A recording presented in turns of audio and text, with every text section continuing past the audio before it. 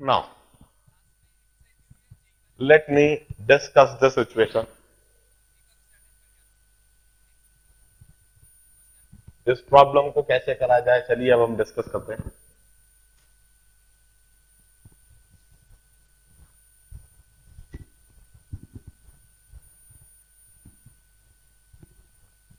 सबसे पहले जैसा मैंने कहा है कि डिस्ट्रीब्यूटेड मासेस को पॉइंट मास में कन्वर्ट करा जाए सेंटर ऑफ मास का कंसेप्ट इस्तेमाल करके। हम कहेंगे 70 केजी का एल सेक्शन है और हमें यह भी दिख रहा है कि यह लेंथ है 4 मीटर, यह लेंथ है 3 मीटर, 7 मीटर की टोटल लेंथ दिख रही है। Means each meter of length have got 10 KG weight. हम 70 केजी वेट को में कहेंगे कि जो हॉरिजॉन्टल रॉड है ये तो 40 केजी की होगी और जो वर्टिकल रॉड है 30 केजी की होगी। हम 4 मीटर की हॉरिजॉन्टल रॉड मासलेस बनाते हैं और 3 मीटर की वर्टिकल रॉड को मासलेस कर लेते हैं और इनके मासेस को हम इनके सेंटर ऑफ मास पर लटका देते हैं। इधर हम 40 केजी वेट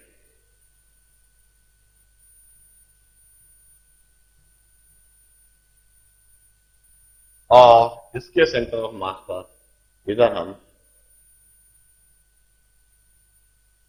30 केजी वेट लटका देते हैं। ये हमने दोनों रॉड को मासलेस कर दिया और उनके मास को उनके सेंटर ऑफ मास पर लटका दिया। अब इधर 50 केजी वेट लटक रहा है तो इधर हम 50 केजी वेट इस तरह से लगा देते हैं और इधर 20 केजी वेट है तो इस जगह पर हम 20 केजी वेट लगा देते हैं। ये सारी तो फोर्सेस जो हमें साफ साफ दिख रही हैं, एक्शन है इनफैक्ट। अब हम सोचते हैं कि रिएक्शन फोर्स पॉइंट ए और पॉइंट बी पर किस तरह से होगी। जरा सोचिए, इस जगह पर यह चीज लटकी हुई है, यदि पॉइंट बी पर यह सपोर्ट नहीं होता तो क्या होता? पॉइंट बी पर यह सपोर्ट नहीं होता तो पूरा सिस्टम ऐसे घूम जाता। इसको ऐसे घूमने से प्रिवेंट करने के लिए पॉइंट बी पर सपोर्ट के द्वारा इस तरीके से कुछ फोर्स मिलना चाहिए। उसकी डायरेक्शन बिल्कुल हॉरिजॉन्टल होनी चाहिए और उसका मैग्नीट्यूड जो अभी हमें नहीं पता है, जो हमें डिटरमाइन करना है, इस जगह पर reaction force N B. Direction तो एटलीस्ट हम कमेंट कर ही सकते हैं, मैग्नीट्यूड पर हम कोई बात नहीं कर सकते। अब पॉइंट ए पर, इस पॉइंट ए पर ये पूरा सिस्टम ऐसे गिर जाएगा। इसको इस तरह से गिरने से प्रिवेंट करने के लिए पॉइंट ए पूरे सिस्टम को ऊपर की तरफ ऐसे कुछ खींचेगा। कितने फोर्स के साथ खींचेगा यह नहीं पता है, किस एंगल के साथ खींचेगा यह भी नहीं पता है। पॉइंट ए पर यह रिएक्शन फोर्स एन ए, हमें इसका मैग्नीट्यूड भी नहीं पता है, इसका डायरेक्शन भी नहीं पता है, इसका कुछ एंगल थीटा हो सकता है।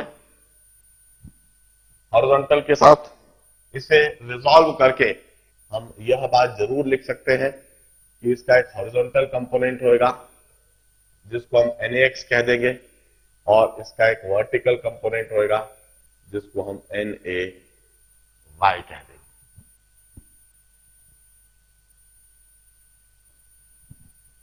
This is the first assignment, drawing such a free body diagram and indicating all forces। साथ में मैंने जहां आवश्यकता थी वहां फोर्सेस को रिजॉल्व भी कर दिया, NA को रिजॉल्व करने की आवश्यकता थी उस जगह पर हमने इसको रिजॉल्व भी कर दिया। अब इस चीज को ड्रॉ करना सबसे पहले सीखिए। एक और बार बड़े ध्यान से उस सिस्टम को देखिए और यह जो बनाया गया है इसको देखिए। इस चीज को सही से बना लेना, 50% हमारी प्रॉब्लम यहीं पर सॉल्व हो जाती है। अब आगे की 50% प्रॉब्लम 3 इक्वेशन को प्रॉपरली बनाना और उन्हें सॉल्व करना। Summation F X is equal to 0,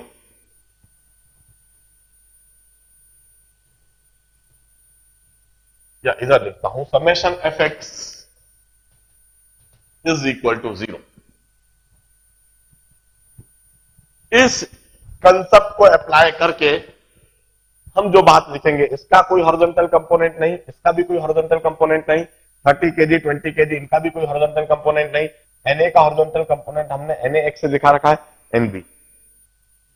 यह नेगेटिव एक्स एक्सिस के अलॉन्ग, यह पॉजिटिव एक्स एक्सिस के अलॉन्ग, हम सिर्फ यह कह सकते हैं NaX would be equal to NB। मगर इस इक्वेशन को लिखने से हमें कोई अभी बेनिफिट नहीं मिलता है। ना तो हमें NaX की वैल्यू समझ में आ रही है, ना हमें NB की वैल्यू समझ में आ रही है, ना हमें Na का कोई डायरेक्शन समझ में आ रहा है। Definitely this equation would hold, but at this stage हमें ये इक्वेशन किसी काम की नहीं। दूसरी इक्वेशन लिखते हैं, summation F Y is equal to 0, means Y axis के अलॉन्ग सारी फोर्सेस 0 होनी चाहिए। चलिए इसमें हम देखते हैं, वाई एक्सेस के अलॉन्ग, नेगेटिव एक्सेस के along 50 kg। It simply means all vertical downward force must be equal to vertical upward force. 50 kg plus 40 kg plus 30 kg plus 20 kg would be equal to NaY. Vertical upward force सिर्फ NaY है, vertical upward force सिर्फ NaY है, बाकी सारी force vertical downward है। 50 plus 40 plus 30 plus 20।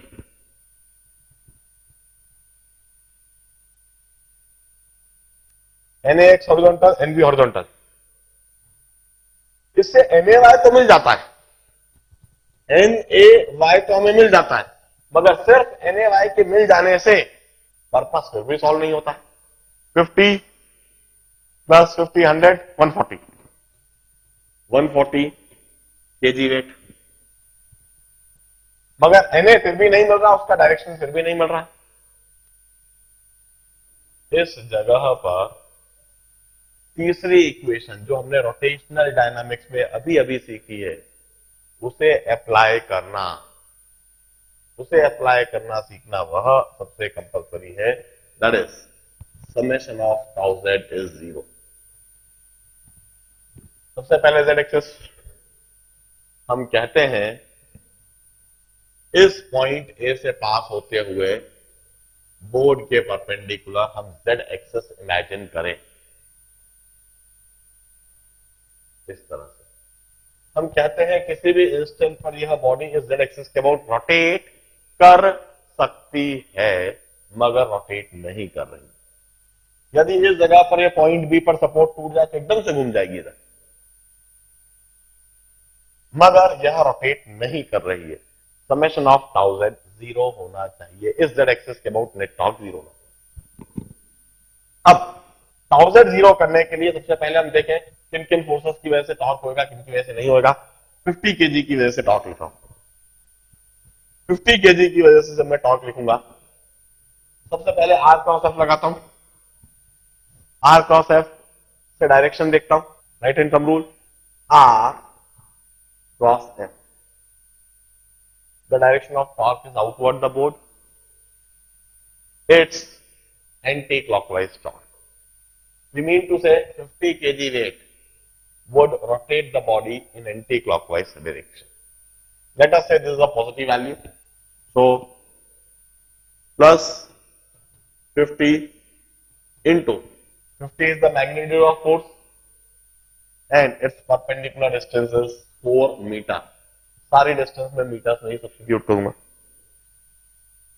Now torque due to this 40 kg weight, once again R cross F से उसका direction पहले देखें, right hand thumb rule, R cross F outward the board.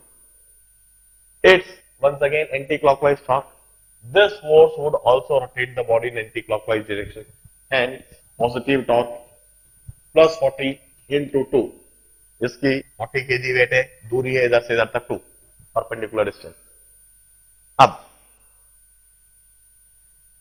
क्या Na की वजह से कोई टॉर्क होगा? Na, this normal reaction at point A, it's acting on axis itself. Axis पर ही एक्ट कर रही है।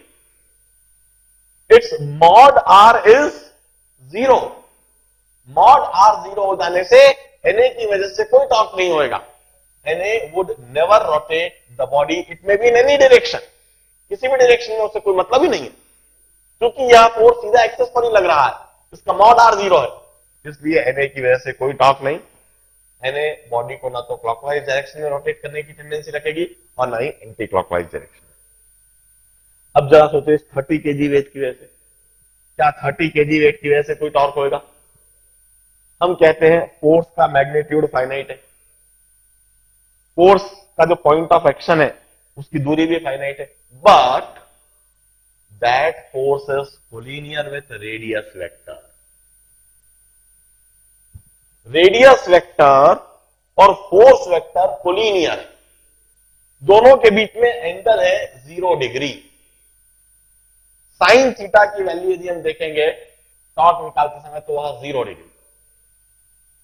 हम कहेंगे torque due to this 30 kg weight would also be 0। इस 30 kg वेट की वजह से भी टॉर्क 0 होगा, क्योंकि sine theta is 0, because this force vector is collinear with radius vector, the angle between them is 0। R cross F में mod F sine theta into n cap, sine theta की value 0 है, इसलिए 30 kg wait की वजह से भी कोई torque नहीं। क्या 20 kg वेट की वजह से कोई टॉर्क?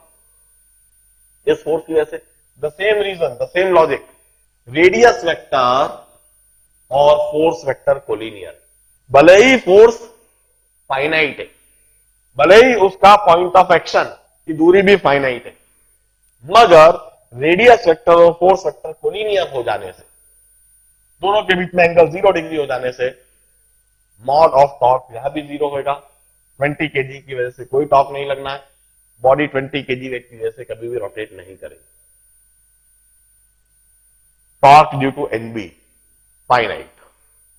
इधर देखते हैं हम आर क्रॉस है, डायरेक्शन मैग्नीट्यूड दोनों देखेंगे।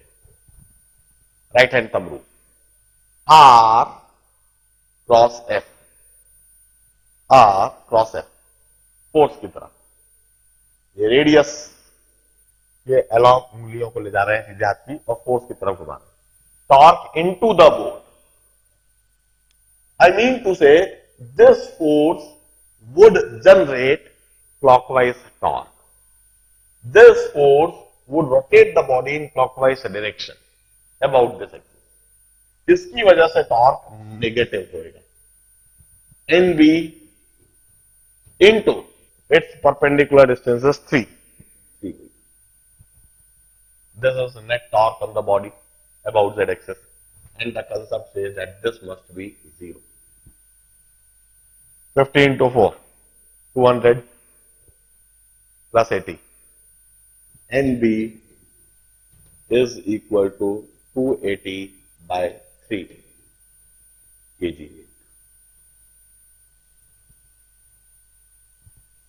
Summation of tau z सबसे काम की इक्वेशन रही। इस इक्वेशन को लगाते से ही NB एकदम से हमें मिल गया, मैग्नीट्यूड मिल गया, डायरेक्शन पहले से ही पता था, और NB के मिलते से ही NB is equal to NAX, यही इक्वल टू NAX हो गया, और NAX के मिलते से ही Na मिल जाएगा। Na is NAX square plus NAY square, Na is under root of NAX square plus NAY square, and this theta is given by tan theta is equal to NAY upon NAX। तो Na मैं लिख दूंगा under root of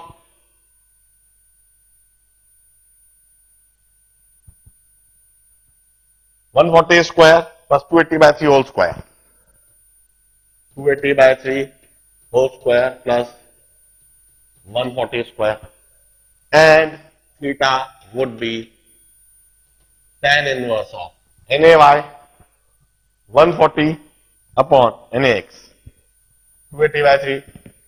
So 140 cancelled, 3 by 2. This would be reaction force at A, its magnitude. Theta would give its direction, उसका यह direction होगा. Reaction force at point B is given by this.